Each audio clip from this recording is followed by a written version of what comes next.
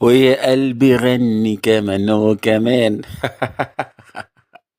ازيكم يا حبايب قلبي؟ النهارده بقى فلوج في كافيه جميل بجد، تحفة تحفة تحفة.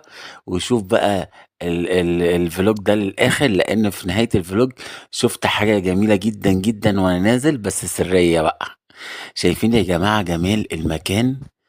المكان ده هو عبارة عن كافيه جميل جدا، بس من جماله بقى بروقان كده ان هو ايه، مش دور واحد، لا لا، كذا دور. ده وانا قاعد كده بقلب ايه بقى في الحاجة السخنة، بقول لك ايه، متنساش اللايك والسبسكرايب والشير، اوعى انا شايفك اهو. فانا قاعد كده بقلب بقى، وكافيه بجد جميل، معمول على التراث، اللي هو عارفين اللي هو الايه، الحاجات اللي هي بتاعت زمان دي. انا هوريكم اصلا شويه كده، هتقوموا تشوفوا جمال الكافيه، واحكي لكم موقف كوميدي كمان حصل لي هناك. شايفين يا جماعه؟ شايفين جمال الكافيه؟ شايفين الكراسي نفسها والستايل الحلو بتاعها؟ بجد شيك جدا وجميله جدا جدا، حاجه كده مبهجه.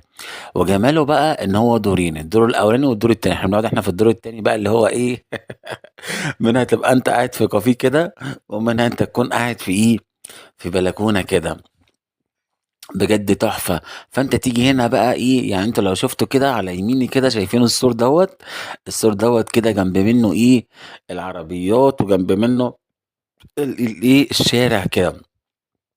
فانت تبقى قاعد كده بروقان جميل، تمام. بقول لك ايه، ما تنساش اللايك. شايفين بقى الحتة دي بقى؟ الله، شايفين الحتة دي؟ دي الإضاءة بتاعته جميلة جميلة جميلة. بقول لك ايه، ما تنساش اللايك والشير سبسكرايب، عشان انت هيفوتك كثير من البهجة والتفاؤل ان لم تشترك. شفتوا بقى الإضاءة اللي كانت جاية من زمان من شوية ديت؟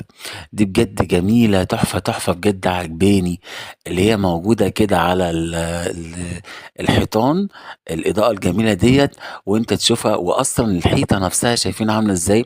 طبعا وانا قاعد كده كنت بصور، لقيت اتنين بقى كانوا قاعدين ورايا، طلبة كانوا عندي، بيقولوا ايه يا مستر ازيك؟ قلت لهم الحمد لله.